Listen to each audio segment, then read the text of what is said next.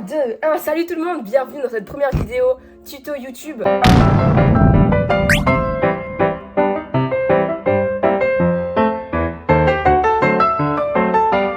Comment faire des saltos, comment faire des passements de parcours, comment faire du trampoline. Je vais commencer une série de tutos, j'espère que ça va vous plaire. Ça me fait plaisir de faire ça pour vous apprendre un peu à faire tout ça, parce que quand on est tout seul, on sait pas trop par où commencer. Et donc ça me fait plaisir de vous aider. Ceux qui me connaissent pas, je m'appelle Zoé, j'ai 18 ans et je fais du parcours, du trampoline freestyle, freerunning et du cliff jumping. Mon compte Insta juste ici, si vous voulez aller voir, Zoé la poutre. C'est sur tous les réseaux sociaux que j'ai ce nom, n'hésitez pas à aller voir si vous voulez voir un peu ce que je fais. Là, je vais vraiment essayer de vous apprendre le costal side flip. Voilà, il y a deux noms de salto. C'est un salto sur le côté. C'est un peu le salto ninja que tout le monde appelle. C'est ma première vidéo YouTube tuto. J'espère qu'elle sera bien. C'est vraiment de la faire au mieux pour que vous compreniez tout ce que je dis. Et si jamais vous ne comprenez pas trop, n'hésitez pas à envoyer des messages sur Instagram.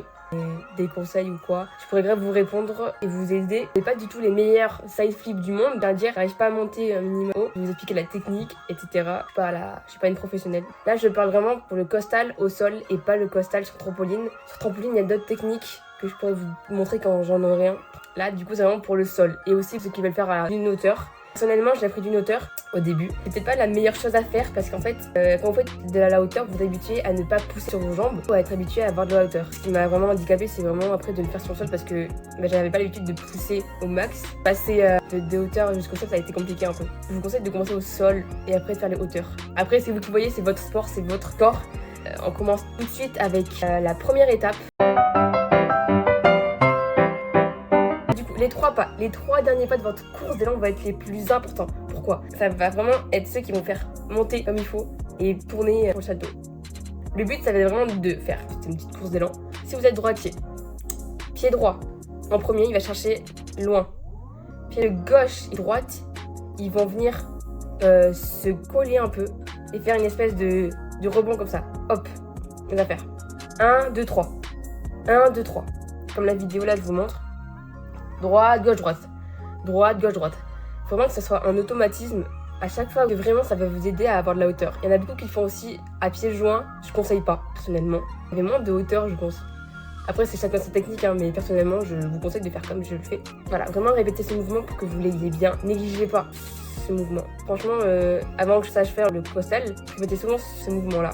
Quand vous avez bien ces trois pas, il va falloir apprendre aussi le mouvement des bras.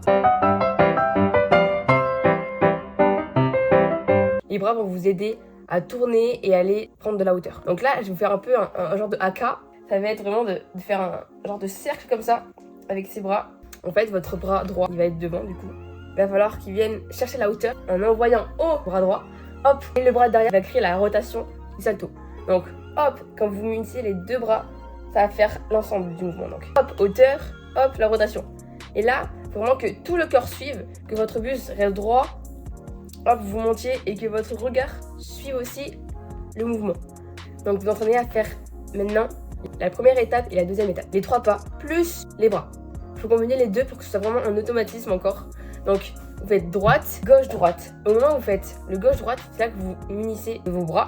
Donc vous faites droite, vous préparez vos bras, droite et là gauche-droite pour faire les deux en même temps. Dans la vidéo là on le voit bien. Hop, je fais droite, gauche, droite. À partir du moment où vous avez bien les deux étapes, va être le moment de lancer le salto. Là, franchement, il faut avoir un tapis ou un trampoline ou un bac à mousse ou du sable. Le sable, c'est bien aussi, franchement. Et là, vu que c'est un salto où il n'y a pas beaucoup de risques, franchement, même si vous tombez sur le dos, en vrai, ça peut faire mal. Mais c'est ok. Franchement, ne vous blessez pas à cause de moi.